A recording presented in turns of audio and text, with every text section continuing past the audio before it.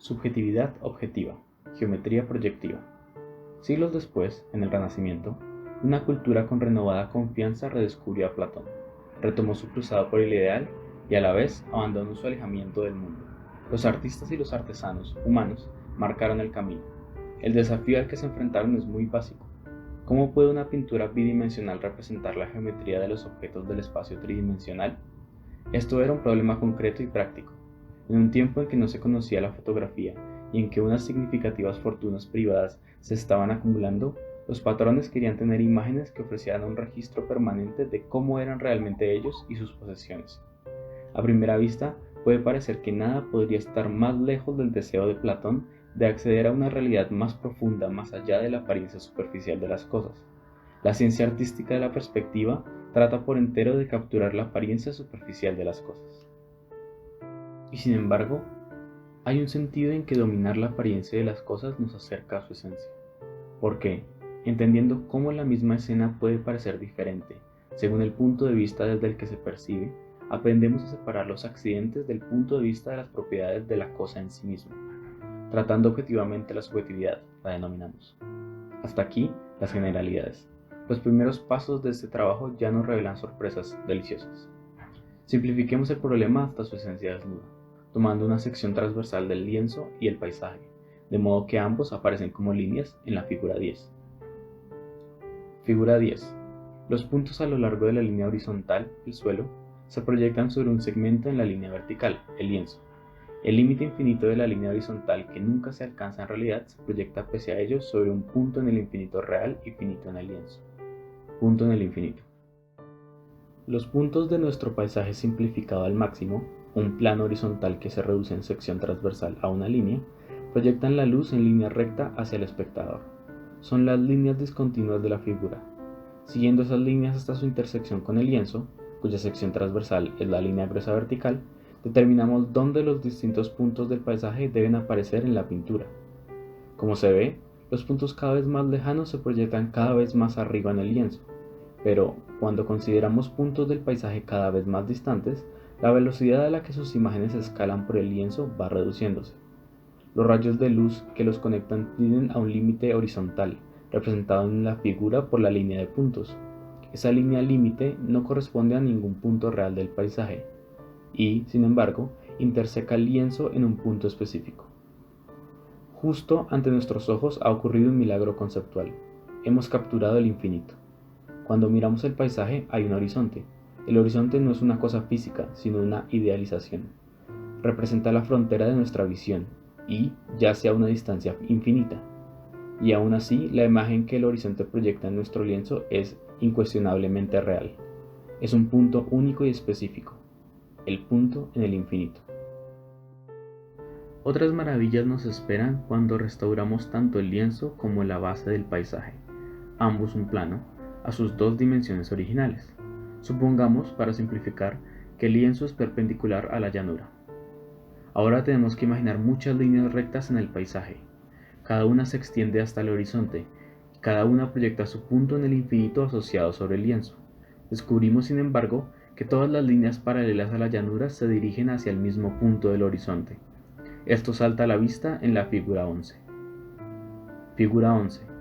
Las paralelas se encuentran en el horizonte, en un punto de fuga común. Una vez que estés atento a este fenómeno, lo verás por todas partes a tu alrededor. Llamamos a ese punto el punto de fuga de la familia de paralelas.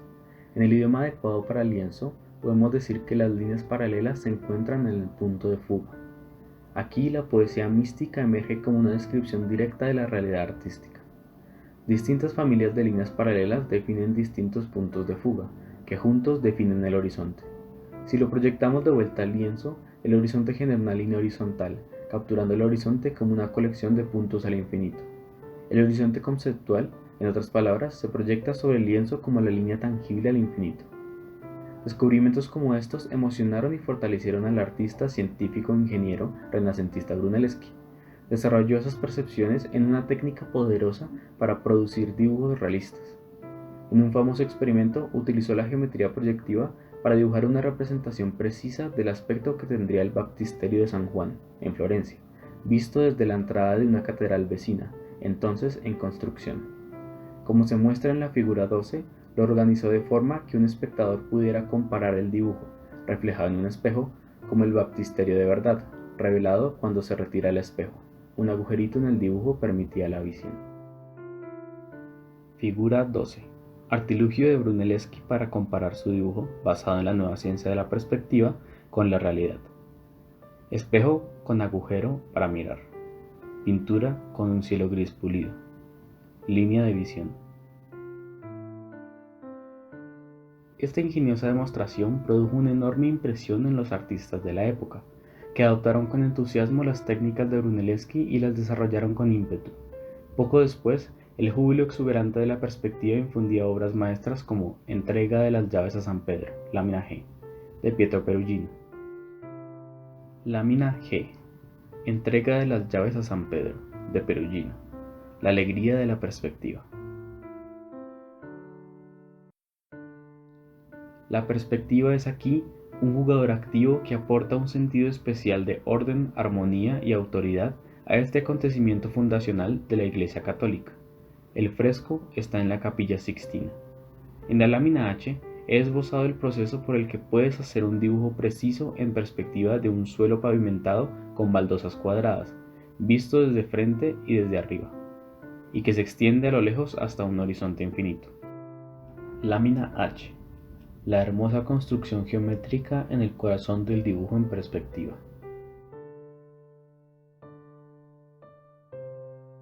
Todo lo que necesitas es un lápiz, una regla y un borrador.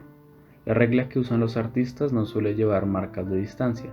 Por supuesto, una regla con marcas de distancia puede servir también, basta que las ignores. El proceso de construcción se indica en la parte de arriba de la figura. Trazamos una línea indicada en negro, que será el horizonte. Empezamos con una baldosa cuadrada indicada en azul abajo del todo. No se dibuja cuadrada, por supuesto, porque estamos viendo el suelo de forma oblicua. Los lados opuestos del cuadrado, cuando se prolongan, se encuentran en el horizonte, en esos puntos de fuga. Estas prolongaciones están también en azul. Así que con eso empezamos, una baldosa y el horizonte. El desafío es entonces dibujar todos los demás cuadrados iguales del pavimento como aparecerían, en perspectiva, a un observador real. La observación clave es que las diagonales de los cuadrados también forman una familia de rectas paralelas. Esa familia de paralelas también se encontrará en el horizonte, en su punto de fuga. Podemos dibujar la prolongación roja de la diagonal de nuestro cuadrado original para localizar el punto de fuga, y luego volvemos desde ese punto de fuga con las líneas naranjas, para obtener las diagonales de los cuadrados vecinos. Una vez situadas esas diagonales, sabemos que las intersecciones de las líneas naranjas y azules son vértices de las baldosas vecinas. Las líneas amarillas, que pasan por esos vértices y por los puntos de fuga adecuados, contienen por tanto los lados de esas baldosas. Y ahora podemos seguir. Las intersecciones de las líneas amarillas laterales con las líneas naranjas diagonales son los vértices de nuevos cuadrados. Puedes repetir el proceso tantas veces como quieras, hasta que pierdas la paciencia, se te gaste el lápiz o tus baldosas se encojan hasta dimensiones atómicas.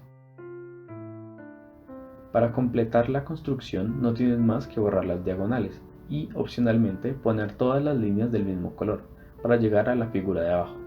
El escorzo en esta figura es extremo, como si estuviéramos viendo el suelo a vista de hormiga, de cerca y desde poca altura, para enfatizar lo muy distintas que pueden aparecer unas formas iguales, como estas baldosas. Por supuesto, puedes mover el libro y ver la imagen desde distintas perspectivas. Verás distintos tamaños aparentes de las baldosas, pero siempre el mismo patrón de intersecciones. He dibujado esta construcción una docena de veces o más, y aún así cada vez siento un estremecimiento cuando emerge ese suelo pavimentado. Es un pequeño pero genuino acto de creación. Me parece que es el tipo de cosa que cualquier artesano disfrutaría. Me he dado cuenta de que valorar estas ideas básicas de la perspectiva abre mis ojos. Más exactamente, esas ideas llevan el mensaje de mis ojos a un contacto más directo con mi mente consciente. Sobre todo en un entorno urbano, descubro a menudo muchos conjuntos de líneas, físicamente, paralelas, alejándose distintos puntos de fuga. Cuando estoy atento a estas cosas, mi experiencia es más plena y vívida. Ojalá te pase a ti también. Mediante una imaginación disciplinada, trascendemos la caverna de la sensación ignorante. Cuestiones de perspectiva. relatividad, simetría, invarianza, complementariedad. Muchas de las ideas recientes de la moderna física fundamental les resultan poco familiares a la mayoría de la gente. Pueden parecer abstractas e intimidatorias si se presentan de forma abrupta, en los contextos extraños que constituyen su hábitat natural. Por esta razón, aquellos de nosotros que intentamos llevar esas ideas a una audiencia amplia, trabajamos a menudo con metáforas y analogías. Es un desafío encontrar metáforas que sean a la vez fieles a las ideas originales y fácilmente comprensibles, y un desafío aún mayor hacerlo de modo que hagan justicia a su belleza. He luchado muchas veces contra ese problema a lo largo de los años. Aquí estoy feliz de presentar una solución que me ha proporcionado un verdadero sentimiento de satisfacción. La geometría proyectiva, esa innovación artística del Renacimiento, contiene no ya meras metáforas, sino modelos genuinos en una galería de grandes ideas ingeniosas y formidablemente significativas. Relatividad es la idea de que el mismo objeto puede representarse fielmente y sin pérdidas de muchas maneras distintas. La relatividad en este sentido es la misma esencia de la geometría proyectiva. Podemos pintar la misma escena desde muchas perspectivas diferentes. Las disposiciones de la pintura en el lienzo serán diferentes, pero todas ellas representarán la misma información sobre el objeto, solo que codificadas de distintos modos. La simetría es una idea estrechamente relacionada con la relatividad, pero con la atención dirigida al objeto en vez de al espectador. Por ejemplo, si rotamos el objeto de nuestra pintura, parecerá diferente desde cualquier perspectiva fijada, pero su descripción proyectiva, es decir, la totalidad de visiones que ofrecen todas las perspectivas posibles, sigue siendo la misma, porque los pintores pueden recolocar sus caballetes para compensar la rotación. Podemos resumir esta situación diciendo que la rotación del objeto es una simetría de su descripción proyectiva. Podemos cambiar el objeto rotándolo sin cambiar su descripción proyectiva.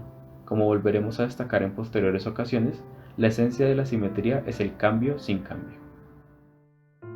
La invarianza es el contrapunto de la relatividad.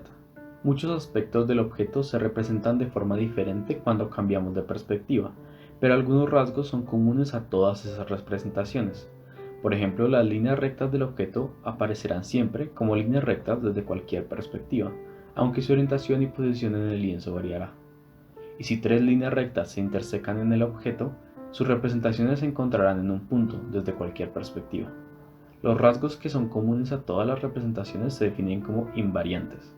Las cantidades invariantes son profundamente importantes, porque definen rasgos del objeto que son válidos desde cualquier perspectiva.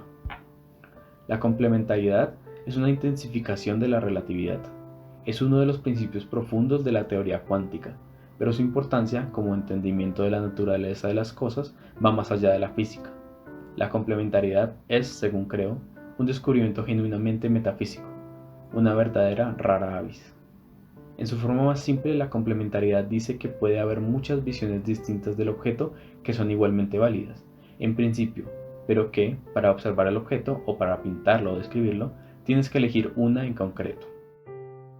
Si eso fuera todo, la complementariedad sería un comentario menor de la relatividad.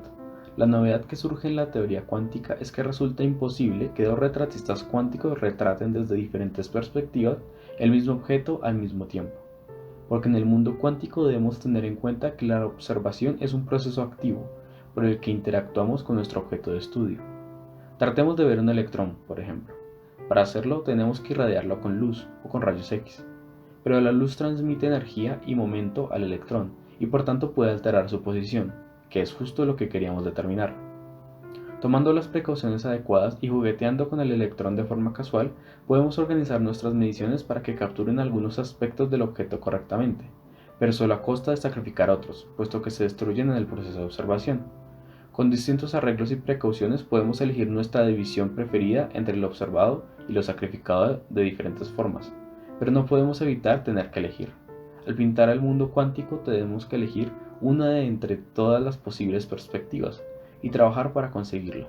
Si hay otro pintor trabajando y jugueteando con nuestro electrón a su manera y con sus propios propósitos, nublará nuestro retrato y nosotros arruinaremos el suyo.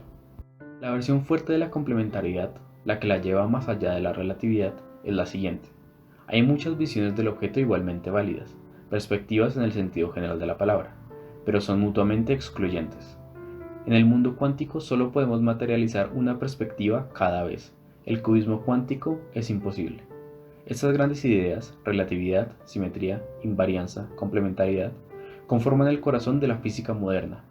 Deberían ser, aunque aún no lo son, centrales para la filosofía y la religión modernas. En todos estos contextos, a veces aparecen en formas extrañas y abstractas que pueden resultar desconcertantes. Es una posibilidad maravillosa, en caso de confusión, recordar la geometría proyectiva, donde podemos verlas encarnadas en imágenes artísticas, bellas y tangibles.